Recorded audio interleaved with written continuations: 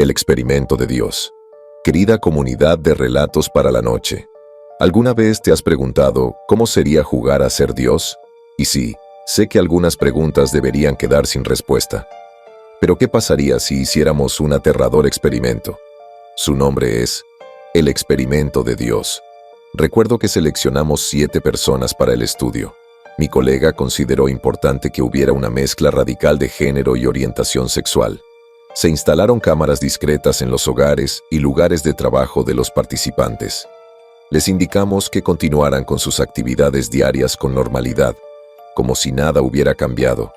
Luego, le dijimos a nuestra gente una mentira piadosa. Les dijimos que un equipo de científicos trabajaría para alterar sus vidas. Supuestamente, este grupo analizó las grabaciones y aplicó cambios sutiles a las rutinas en tiempo real de los sujetos. Cada modificación estaría diseñada para mejorar la productividad personal y la satisfacción general. Les dijimos a los sujetos que no debían notar ninguna diferencia, en absoluto. Podría ser algo tan simple como que alguien que pasara por allí les dijera hola. También les prohibimos todo contacto con nosotros durante ese tiempo. La realidad fue que no hicimos nada. Solo observar, y con el fin de evitar la ira de los recientes procedimientos judiciales, evitaré utilizar apellidos. Trabajé con un sociólogo respetado, llamado Thomas, o Tommy, para abreviar. El prestigio de Tom en la industria aseguró nuestra financiación en primer lugar. Me consideraba el pasante. Mi trabajo consistía en pedir pizza, llevar café y responder al teléfono. A veces, Thomas me permitía mirar las cámaras mientras él dormía o salía del edificio. No era un mal trabajo para un chico de 23 años con un título en sociología. Eso cambió poco después de empezar. Mi odio por mi trabajo empezó cuando nuestro primer sujeto, Michael, empezó a comportarse de manera errática. En la biografía figuraba como sujeto 001, un hombre blanco, heterosexual, de 28 años. Medía 1,95 m y pesaba 190 libras.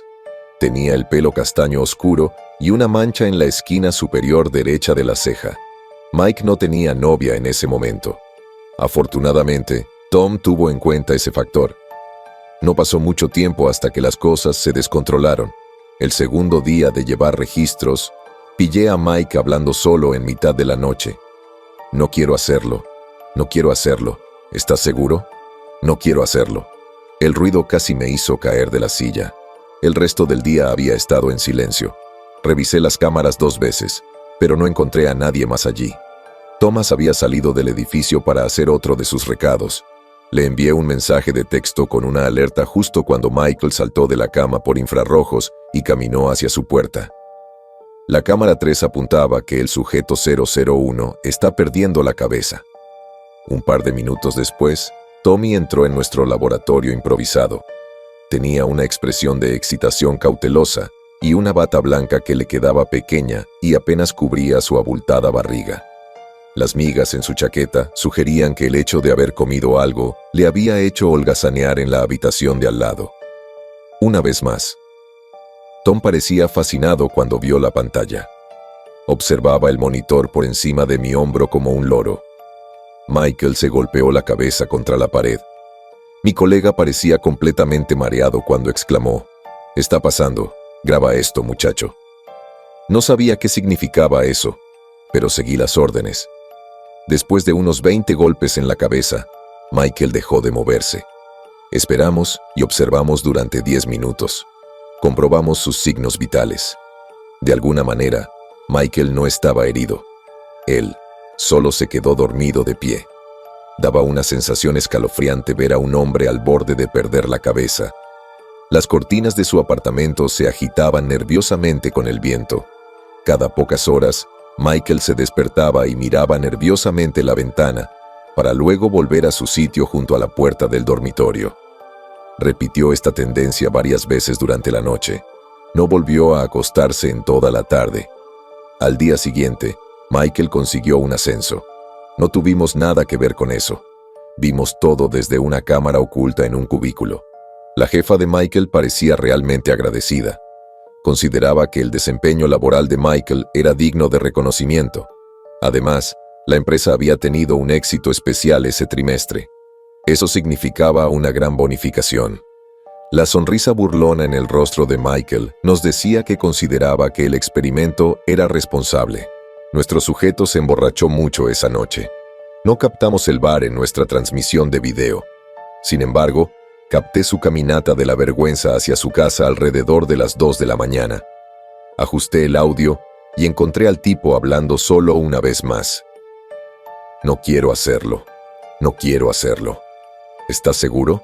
No quiero hacerlo. Michael entró en el apartamento y encendió la luz. La habitación permaneció en silencio y vacía. Repitió su frase favorita una y otra vez. Se puso a dar vueltas por la sala de estar en aparente pánico. No quiero hacerlo, no quiero hacerlo. ¿Estás seguro? No quiero hacerlo. Eso realmente me molestó. Para ser sincero, comencé a dudar de mi colega. Los sujetos inestables tienden a distorsionar los resultados. En ese momento no había considerado las consecuencias más nefastas. ¿Con quién está hablando?, pregunté. Tom no respondió. Michael caminó hacia la cocina y tomó un vaso de agua del refrigerador. Sus movimientos parecían extremadamente erráticos. Su comportamiento en general me recordó a un animal con rabia, especialmente la forma en que arrastraba una pata detrás de la otra. De repente, como si hubiera oído algo, Michael se detuvo y miró por la ventana de la cocina. El agua se derramó por todo el piso. Michael permaneció en esa posición durante 5 minutos. Luego ofreció una última línea en dirección a la puerta de la cocina. ¿Estás seguro? Luego salió corriendo sin decir ni una palabra más. «Cambia a la cámara 4», gritó Tommy por encima de mi hombro. Hice lo que me dijeron, lo juro. Eso es todo. El recuerdo de esto todavía me quita el sueño. La figura borracha de Michael volvió a aparecer en el verde césped del complejo de apartamentos. El receptor que llevaba pegado al pecho captaba respiraciones rápidas, mientras sus pasos al azar trazaban un camino que solo conducía a una dirección. Los faros y las bocinas sonaban a solo 15 metros de distancia. La autopista. Tom, esto es un problema. Es un problema muy grande. Debí haber repetido esa frase miles de veces, pero mi compañero, que tenía los ojos muy abiertos, ignoró mis súplicas. Tomé el teléfono de la oficina y traté rápidamente de encontrar un contacto de emergencia. Mientras tanto, Michael se tambaleaba entre el tráfico descuidadamente como un niño perdido. «No hay nada que podamos hacer», murmuró Tom. «¿Qué quieres que te diga?» El cuerpo de Michael explotó en el momento en que chocó contra el camión tractor. Él murió ese día. Nuestro benefactor compensó generosamente a la familia. Se evitó temporalmente el litigio. El experimento de Dios continuó con los sujetos restantes, sin interrupción, durante 5 semanas. El segundo ensayo del experimento Dios se cobró la vida de una mujer de 29 años. Su nombre era Caroline. Según la biografía, la modelo medía 1,65 m y pesaba 135 libras. Caroline tenía el pelo rubio oscuro, que se combinaba con unos ojos ligeramente avellana, y el astigmatismo afectaba a ambos cristales. Los resultados de la encuesta indicaban una sorprendente falta de parejas románticas en la imagen. De todas formas, era una mujer que buscaba exclusivamente a hombres. Ese hecho cumplía con el segundo requisito de Tommy. Así entró el sujeto 002. Caroline vivía sola en un pequeño apartamento cerca de su casa. Así lo prefería. La corta distancia le permitía ver cómo estaba su madre, Jacqueline, 2 veces al día. Jacqueline padecía cáncer de mama en etapa 2 y los efectos debilitantes de la quimioterapia apenas empezaban a notarse en la época de nuestro estudio. Pero ella nunca se quejaba. A algunos les iba peor. Su padre murió de la misma enfermedad años atrás y nadie quería que eso sucediera. Su hermano trabajaba y Caroline lo consideraba algo bueno, pero nadie sabía cuánto tiempo podría permanecer empleado. Los puestos con salario mínimo solían ser estacionales. Por teléfono, les dijo a sus amigos que el nuevo trabajo parecía lucrativo, pero que daba miedo. ¿Y si le pasaba algo? ¿Y si moría? Si perdía a cualquiera de los dos, podría perder la cabeza.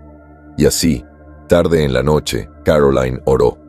Me gustaba escuchar el audio mientras Tommy roncaba en el pasillo. Le pedía a Dios lo mismo que todos nosotros. Tal vez una cura que cambiara las reglas del juego para su madre, que cada día parecía más delgada. Tal vez su hermano pudiera conseguir un puesto de gerente en esa nueva tienda de la ciudad. «Tiene tanto potencial», decía. Su voz se elevaba ligeramente hasta casi convertirse en un susurro cada vez que repetía esa frase. «Dale la fuerza para que se esfuerce esta vez». Caroline también le preguntó a Dios cuándo sería el momento de conocer a un hombre que valiera la pena esperar. Sin embargo, esa última pregunta parecía mucho menos importante que las demás y quedó registrada como tal en todas las oraciones. Repetía la rutina todas las noches, pero nadie respondía. Eso cambió en la segunda semana de nuestro estudio. Jacqueline tenía una cita médica importante por la mañana. Su hija se quedó despierta hasta tarde por la noche, preocupada. Rezó 17 oraciones, 6 Avemarías, 6 Padre Nuestros y 5 mensajes personalizados para el mismísimo gran hombre. De alguna manera, el niño acertó en algo. La emoción se apoderó del audio del auto en el momento en que ambos regresaron al interior. Jacqueline habló con un tono aprensivo al principio. «Espera, no puedo escuchar a ese doctor», murmura cuando habla. ¿La quimioterapia realmente funcionó? El fondo del aparcamiento de la empresa de repente pintó una escena hermosa. Madre e hija se abrazaron durante varios minutos. La estática de sus cazadoras corrompió los micrófonos por un momento. Ambas se enjugaron las lágrimas de los ojos mientras se reclinaban en sus asientos. La quimioterapia realmente funcionó. Caroline tosió un par de veces para aclararse la voz. El médico dijo que necesitas algunas exploraciones de seguimiento, algún medicamento nuevo, pero no más tratamiento. Ella hizo una pausa y miró a su madre con admiración. «Estás en remisión, jovencita». Pausé el vídeo. El momento me hizo llorar a mí también. La pobre mujer, desgastada por la batalla, sonrió radiante bajo su peluca. Parecía joven otra vez. Supongo que el reconocimiento de la salvación le quitó 10 años de encima. Fue hermoso ver que algo bueno sucedía, finalmente, en medio de tantas cosas malas. Tommy apareció por encima de mi hombro. «Haz una captura de pantalla de esto». Hice lo que me dijeron. Reanudamos el video un segundo después. «Llama a tu hermano, está preocupado». La madre de Caroline solía tener una expresión brusca y poco amistosa, pero hoy nada podía contener el brillo de emoción en esos ojos cansados. «Y tomemos algo». «Oh, está en el altavoz», nos llamó, dijo Caroline riendo. «Sean, ¿puedes oírnos?». Una voz masculina joven y segura se escuchó en el audio secundario. ¿Adivina quién acaba de convertirse en trabajador a tiempo completo? Ambos deseos de Caroline se hicieron realidad ese mismo día, y así, la familia festejó hasta bien entrada la noche. Eligieron un restaurante en las afueras de la ciudad. No teníamos esa ubicación en la transmisión de nuestra cámara. Espero que se hayan divertido. Una vez más, nuestras cámaras captaron a un sujeto borracho que se tambaleaba hacia su casa después de hora. Yo estaba solo en ese momento. Cuando realicé el audio, su voz nerviosa me heló la sangre. ¿Están bien? Bien. ¿Están bien? Bien. ¿Están bien? Bien. Caroline murmuró las palabras en un bucle como si fuera una canción deprimente. ¿Están bien? Bien. ¿Están bien? Bien. ¿Están bien? Bien. Tommy le prometió a su esposa una cena de verdad para la primera noche en quién sabe cuánto tiempo. Yo le prometí que lo cubriría. Lo llamé y le envié mensajes de texto 1000 veces. Sujeto 002. Los mismos síntomas. No podemos permitir que esto vuelva a suceder. Contesta el maldito teléfono, Tommy. No recibí ninguna respuesta. Caroline se tambaleó por el patio de su casa con un paso confuso y tartamudeante. Repitió su nueva frase en la habitación vacía unas cuantas veces más. Todo parecía extraño, demasiado extraño para una noche de borrachera. No pensé que las drogas pudieran haber estado involucradas, al menos no voluntariamente. La chica ni siquiera tenía alcohol en la casa. Después de 5 minutos, Caroline caminó hacia la puerta y se adentró bajo la lluvia. La temperatura marcaba 43 grados Fahrenheit. No tenía zapatos, ni suéter, ni sombrero. Cambié de vista lo más rápido que pude para ponerme al día. Después de unos momentos, la segunda cámara encontró a nuestra protagonista en su patio trasero.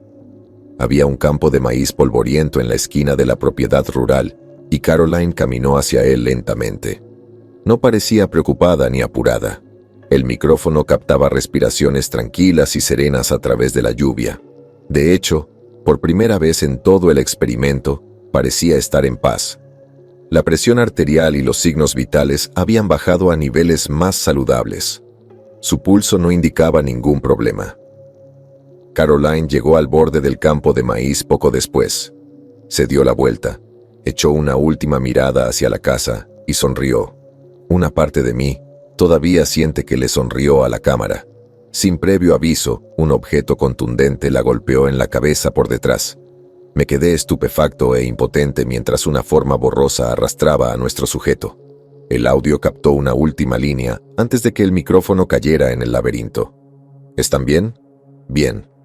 El sujeto 002 sigue desaparecido hasta el día de hoy. Ahora, querida comunidad, ¿alguna vez te has preguntado cómo sería ver 7 vidas desmoronarse frente a la cámara? Imagínate que estás viajando en tren sobre una montaña cubierta de hielo. Puedes escuchar la avalancha. Un monótono estruendo de rocas que se mueven y de nieve que se eleva sobre el aire frío. Ese ruido solo puede significar una cosa, ¿verdad? Estás seguro de que la muerte se acerca, pero nadie en el vagón grita. Nadie está llorando. En cambio, hay calma y silencio. Hasta el final, el sujeto 003 era un hombre transgénero llamado Courtney. Según nuestra biografía, el participante medía 1,5 metros y pesaba 150 libras. En la fotografía, la piel oscura y sin imperfecciones se combinaba con el elegante cabello negro rapado a un lado. Courtney tenía una relación con una mujer, pero la feliz pareja no se había mudado a vivir junta. Consideré que la ubicación de la cámara sería ideal dentro del pequeño apartamento tipo estudio. Desde temprana edad, Courtney mostró signos claros de que el nacimiento no coincidía con el cuerpo adecuado. Las crisis de identidad de inicio temprano llevaron a complicaciones, como depresión y ansiedad, que no fueron tratadas durante la adolescencia. Esa locura terminó cuando los profesionales médicos tomaron medidas correctivas para hacer realidad un sueño de toda la vida. Trabajaba en un empleo bien remunerado en el sector sanitario y además tenía una cuenta de ahorros para gastos médicos, HSA por sus siglas en inglés. Pagó él mismo todo el procedimiento. Aún así, los padres de Courtney dejaron de comunicarse con él. Ese hecho lo perseguía. Courtney nunca se consideró religioso. Los resultados de las encuestas indicaron que se identificaba con algunos conceptos importantes. Creía en un Dios, creía en el juicio y el castigo, y en algún tipo de paz al final para todos nosotros. Como todo el mundo, Courtney tenía sus propios problemas con el gran hombre o la gran dama. Sobre el tema de la omnipotencia, escribió: «Si hay un titiritero, yo soy su hilo faltante».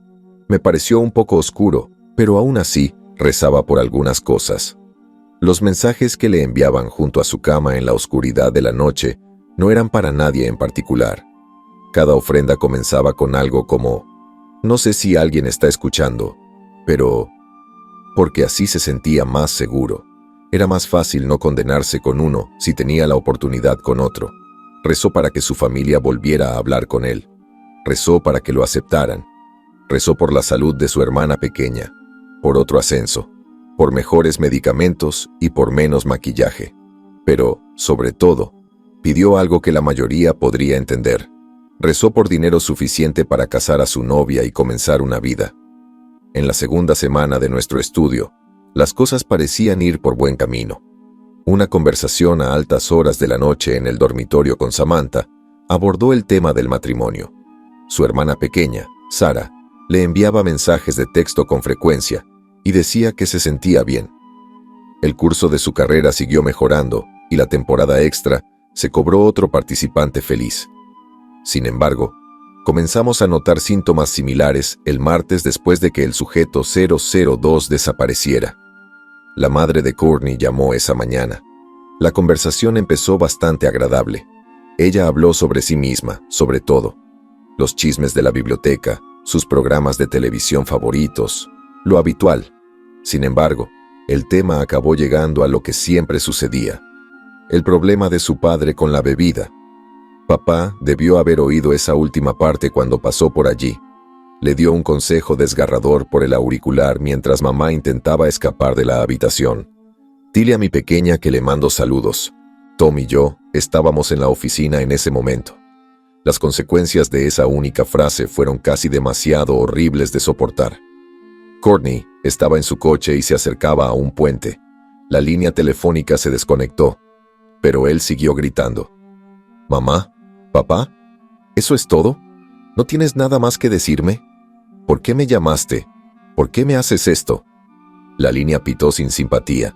En los ojos del pobre hombre había algo que parecía muerto. No hacía falta un vídeo de 720 píxeles en el salpicadero para caracterizar adecuadamente la mirada de derrota y angustia absoluta.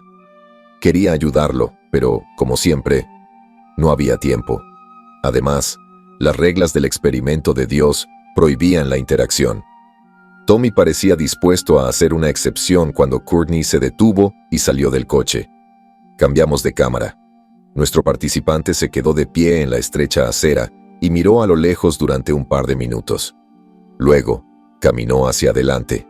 A esa altura había empezado a haber niebla. La lluvia había entrado y salido de la zona durante toda la tarde. En voz baja, Courtney empezó a susurrar una línea en bucle, como todas las demás. «Soy tu cuerda perdida, soy solo tu cuerda perdida, soy tu cuerda perdida, soy tu cuerda perdida». En ese momento, Tommy parecía muy preocupado. Tomó su teléfono celular y envió furiosamente un mensaje de texto a un número que no reconocí. Luego, extendió la mano, detuvo el video y en su lugar señaló un monitor opuesto. La cámara 4 mostraba el interior del auto. «¿Qué carajo es eso?», preguntó. No se veían rasgos distintivos, pero había algo que parecía claro. Una figura negra estaba sentada muy quieta en el asiento trasero, a una altura media. Después de unos momentos, la puerta se abrió y algo salió en dirección contraria. Ajustamos frenéticamente las cámaras para obtener una imagen, pero no había nadie más a la vista. Reanudé el vídeo y me fijé en Courtney. Estaba colgando descuidadamente de una viga de soporte de acero, mientras yo repetía mi serie favorita de maldiciones. El suelo frío y duro que se encontraba a varios cientos de pies de distancia no parecía preocupar a nadie, salvo a Tom y a mí. «¿Dónde van todas las cuerdas que faltan?», preguntó Courtney a nuestro canal de audio. Luego se quitó la camisa, desenganchó el micrófono y dio un último paso de baile alrededor del poste. Luego, sujeto 003 realizó una espectacular zambullida hacia abajo. Todavía me pregunto qué le pasó a esa pregunta. No creo que nadie lo sepa realmente. Michelle era una mujer transgénero que nunca se adaptó del todo a las cámaras de su casa. Ese solo hecho la hacía mucho más inteligente que el resto. Es una sensación inconfundible y punzante que te observan. Algunas personas la reconocen mejor que otras. La sensación puede invadirte las entrañas como un virus y ponerte los pelos de punta. El instinto de supervivencia implora a los seres humanos a buscar refugio en estas situaciones. Siempre es mejor evitar la mirada del cazador. Pero, ¿qué pasa si no hay forma de estar a salvo? ¿Y si el león tiene ojos en cada rincón de la jungla? La encuesta del sujeto 04 indicaba un comportamiento ermitaño. Tenía pocos familiares y amigos. Su empleador era un blog en línea que permitía a los empleados trabajar desde casa. Los temas de conversación de este sitio no eran nada menos que la típica mierda de perro que se ve en National Enquirer y publicaciones similares. Los titulares populares incluían: «Mujer se casa con extranjero», «Bigfoot mantuvo al leñador como esclavo amoroso», y más de las típicas tonterías que buscan llamar la atención. Cuanto más absurdas, mejor. Michelle llevaba casi 10 años en la empresa. Sus artículos sobre teorías conspirativas le granjearon una reputación que se extendió por todo el país. Sin embargo, un despido en la sede corporativa le costó el puesto en la segunda semana de nuestro estudio. Al igual que con los participantes anteriores, nuestro video capturó todos los detalles sangrientos. Nuestra protagonista lloró en la cama durante días. No salió de su apartamento durante una semana. Las citas con el médico seguían canceladas. Las compras se llevaban a casa, y los pocos amigos que quedaban no le ofrecieron nada más que unos cuantos mensajes de texto poco entusiastas. Así va la cosa.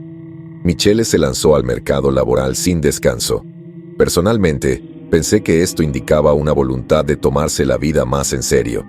El currículum que había compilado en línea parecía impresionante para mis ojos inexpertos. Llamó y rogó a varias otras empresas que decían estar contratando. Rellenó 1 millón de solicitudes en línea, pero supongo que el mercado laboral es duro para el tipo de persona que una vez escribió que su casero era un lagarto. La mayoría de los periódicos insistían en que se necesitara una experiencia más seria. Algunos blogs de otros sitios se rieron abiertamente durante las entrevistas telefónicas. Las esperanzas inesperadas y las decepciones repetidas se hicieron difíciles de ver. Todos estos factores se sumaron y dejaron a Michelle en casa, sola todo el día. En torno a la tercera semana, empezó a beber. Tommy atribuyó el extraño comportamiento que siguió a su consumo excesivo de alcohol.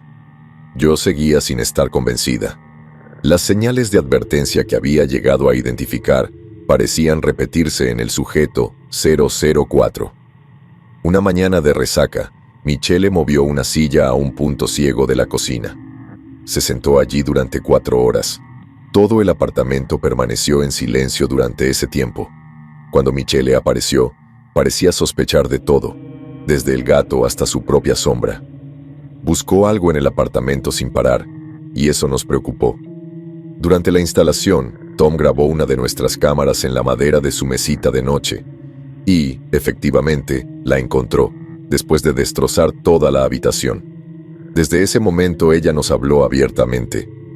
Esa revelación sin duda afectó a los resultados de nuestras pruebas, pero, como siempre, nuestra responsabilidad siguió siendo la misma.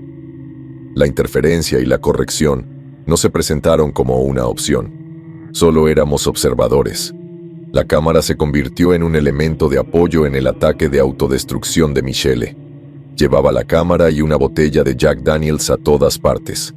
Hablaba con ambas como si estuviera transmitiendo en vivo. La mayoría de los mensajes eran incoherentes y similares a las tonterías que solía pedalear para ganarse la vida. En directo desde la cocina, el agua ha adquirido un color marrón misterioso. Vuelvo a hablar con usted, doctor. Informando desde el dormitorio. Algo está rascando debajo de mi piso. ¿Pueden oírlo? Informando desde el estudio. Hay alguien afuera de mi puerta. ¿Es uno de ustedes?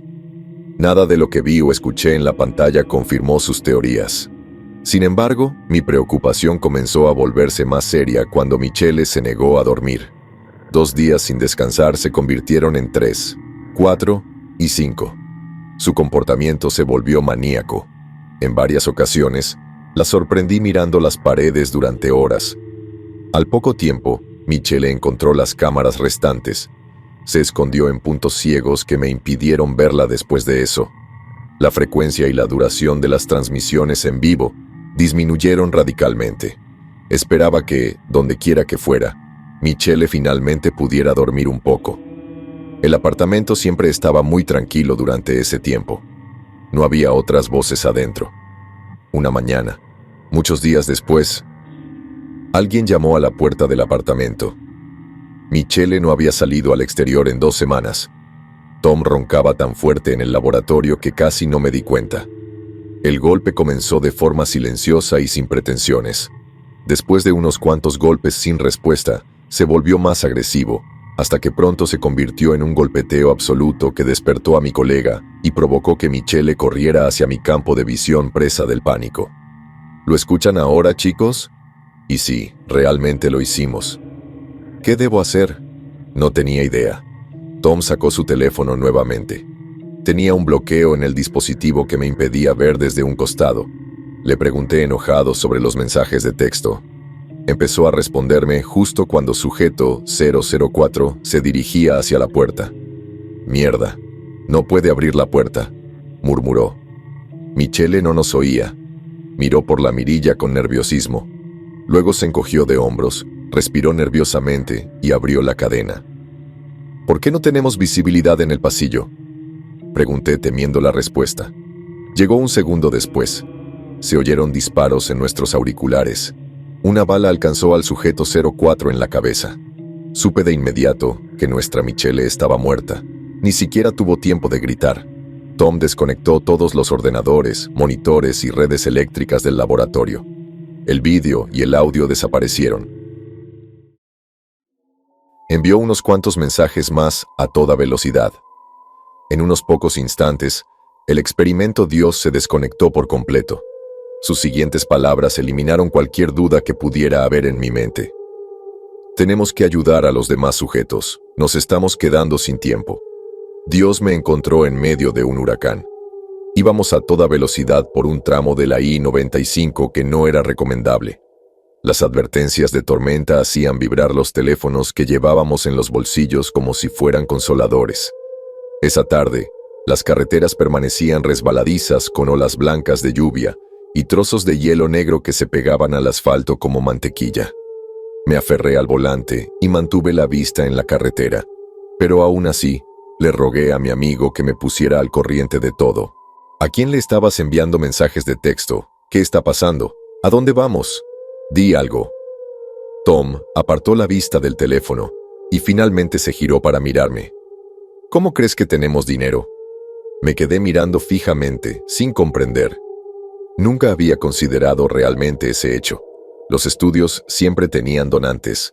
Podía ser cualquiera, individuos, instituciones, empresas u organizaciones, siempre y cuando todos ellos cumplieran al pie de la letra la ley, cosa que no hacíamos nosotros. Mi colega me dio un golpecito en la frente como si fuera un idiota. Le aparté la mano de un manotazo y traté de concentrarme en la carretera. ¿Quién crees que pagó por todas las computadoras del asiento trasero? ¿O por el laboratorio en el que nos sentamos todos los días? ¿Y qué me dices del carísimo equipo de video que usamos para monitorear a 5 personas las semanas en que fueron asesinadas? ¿5? Priyanka es. Tom se rió a carcajadas ante mi aparente estupidez. Tomé la siguiente salida. Hice lo que me dijeron. El agua que goteaba por la ventana me hizo temblar involuntariamente. «Esta vez lo hice yo mismo», murmuró. «Mejor así, para un disidente. Nada más que un poco de arsénico en el pollo con pimienta de su novia». «¿De qué coño estás hablando?», pregunté. «Tienes que hablar conmigo, hombre. Soy yo el que conduce». Tom me miró largamente antes de finalmente suspirar y responder. «Hay un hombre detrás de la cortina, Justin. Siempre lo hay. Tenemos que alejarnos de él». Un enorme roble cayó al costado de la carretera. Aterrizó a unos 6 metros de distancia, lo que debería haberme dado tiempo suficiente para frenar, pero los frenos de mi coche chirriaron de forma irregular. Hice todo lo posible por esquivarlo y no chocamos de inmediato. Tom tuvo tiempo de lanzar una última línea en medio del caos antes de que las astillas de madera destrozaran los paneles de mi todoterreno de tamaño mediano. Siempre hay un hombre detrás de la cortina. Los siguientes momentos en mi memoria son una mezcla de vidrios rotos y objetos arrojados al vacío. Puedo recordar las caídas con bastante claridad. 1, 2, 3, 4, 5 suspensiones de gravedad en total. Los cinturones de seguridad nos mantuvieron a los 2 sujetos al vehículo de forma segura, pero no se podía decir lo mismo de las pilas de equipos eléctricos. La buena noticia fue que el último giro puso el auto en su lugar. La mala noticia fue que estábamos en medio de un pantano de Nueva Jersey y Tom estaba perdiendo mucha sangre. Perdió el conocimiento y se desvaneció. Sentí que tenía el brazo roto. Sin embargo, la adrenalina me permitió sacar a mi compañero del auto y dejarlo en la colina. Mi sueño de clase media se hundió en medio metro de barro con todo nuestro equipo. Estábamos atrapados. La lluvia acumulada hizo imposible que pudiéramos subir. Intenté detener la hemorragia de Tom con mi camiseta. Fue tan eficaz como intentar detener un chorro de sangre con un alfiler. La peor herida que recibió el anciano fue en su cabeza arrugada y vieja. Trozos de piel y carne rojos asomaban a través de mi camisa blanca. El rasguño palpitante parecía provenir de la lluvia. No creo que le quedara mucho tiempo. Creo que la integridad de ese momento le hizo reconsiderar algunas cosas de la vida. La habría torturado. Las palabras nuevamente me hicieron sentir frío por dentro. ¿Por qué? ¿Quién es? ¿Por qué le importa? No lo entiendo. Tom, ¿por qué matarías a uno de nuestros súbditos? Fue como irme a dormir. Poco después, aparecieron unos faros a un lado de la carretera. Apenas podía ver la figura que se deslizaba con gracia por el terraplén. Llevaba un traje negro impecable que se adaptaba perfectamente a su figura delgada y ágil. Saludé y grité: «Hay un hombre muriendo aquí». Pero no respondió. La lluvia empezó a erosionar el terraplén en el que estábamos tumbados. La sombra del traje me observó mientras luchaba por sostener el cuerpo de Tom, que tenía un brazo roto y un par de costillas fracturadas. Resopló de forma audible y dijo: «Buenas noches a ambos», dijo en un tono torpemente confiado.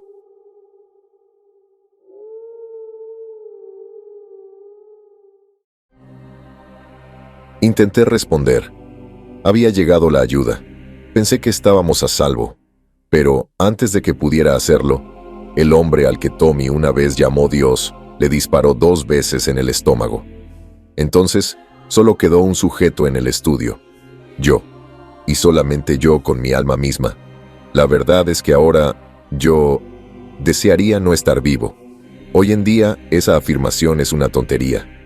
¿Cómo la llaman los jóvenes? ¿Básica? La misma frase se podría aplicar a esperar en el consultorio del médico con un resfriado común, o estornudar en la cara de alguien, o usar el baño en un lugar público. Simplemente ya no significa nada, ¿sabes? La exageración y la apariencia han quitado el coraje a las mismas palabras que se suponía que implicaban la gravedad de mi situación. Sinceramente, ahora vamos a intentarlo de nuevo. Ojalá no estuviera vivo.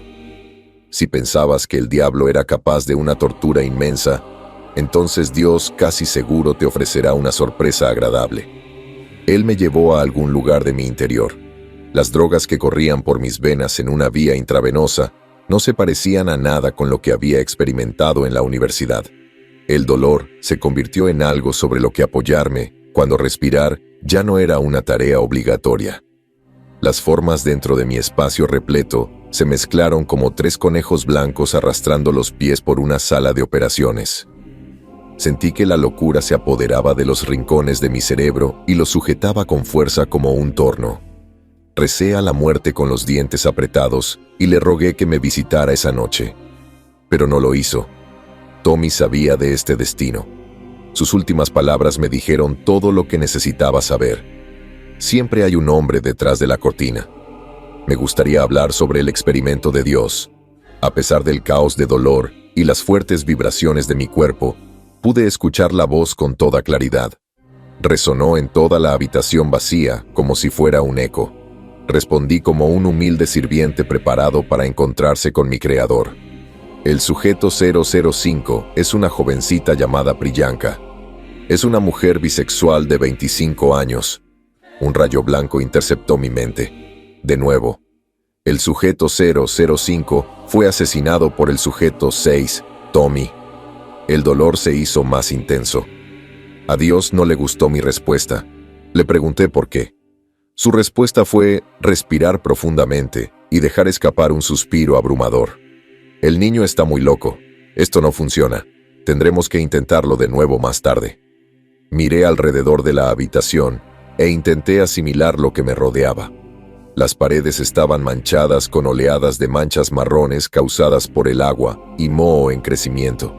El piso parecía de concreto. Mis pies descalzos estaban atados a las patas de una silla de madera desvencijada. La sacudí nerviosamente. «¡Mierda!», gritó Dios molesto. «Este no es el plan. Este no es el maldito plan». Una voz femenina llamó desde algún lugar en el fondo. «La vida nunca se ajusta al plan, Diego. Pero tú fuiste el que manejó esto. Tu cagada». Un tercer tono grave murmuró su apoyo. La respuesta de Diego parecía enojada. No sabía por qué. Se supone que su memoria debe borrarse. Los federales lo probaron hace años. Diablos.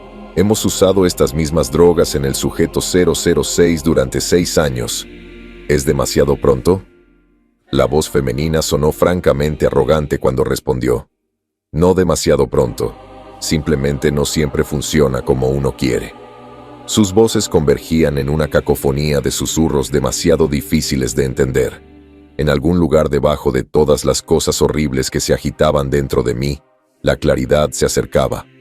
No eres Dios, dije aturdido a la sala. Oh, ahora lo entiende. La voz masculina rió de nuevo. Luego me dio un puñetazo en la boca. ¿No lo has oído? El Estado es Dios. El G-Man miró el moretón en sus puños mientras yo escupía un charco de sangre en su dirección. Todo tenía sentido en ese momento. Los sujetos eran disidentes. Estaban destinados a morir porque nuestro gobierno los quería muertos. Nuestro propósito en el experimento de Dios era solo asegurar que la muerte llegara en el momento adecuado. Tenemos que matarlo. El procurador general.